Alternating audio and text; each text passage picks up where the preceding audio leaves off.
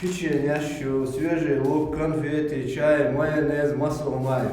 На такие условия содержания в следственном изоляторе Сулумбек Эльмурзаев не рассчитывал. На его столе всегда изобилие, а родные стараются как можно чаще отправлять посылки. По закону заключенному в месяц полагается передавать только 30 килограмм.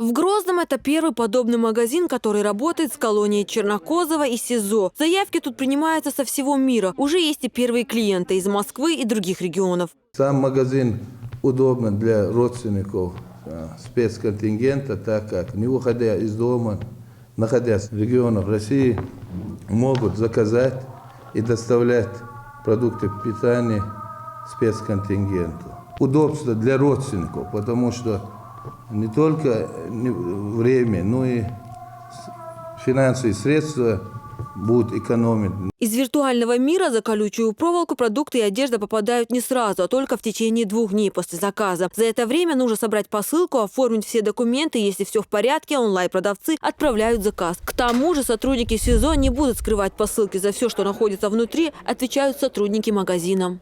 В Грозном данная программа только начинает развиваться, в других регионах она уже имеет свое начало.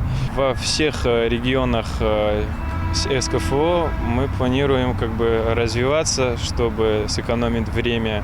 Перед тем, как адресат получит посылку, посылка тщательно проверяется металлоискателем, рентгенным аппаратом. После всех проверок она доставляется до адресата, то есть попадание адресату того или иного запрещенного предмета категорически исключено. В посылках люди могут передать не только продукты, но и средства гигиены. Бытовую технику можно приобрести и книги. Средняя сумма заказа – 1500 рублей. Однако родные могут передать посылку стоимостью до 40 тысяч. К тому же магазин планирует расширение своего ассортимента и, возможно, когда-то заключенные смогут покупать даже дорогую бытовую технику. Динара Мурадова, Адам Чекуев, Дауд Куруев. Новости.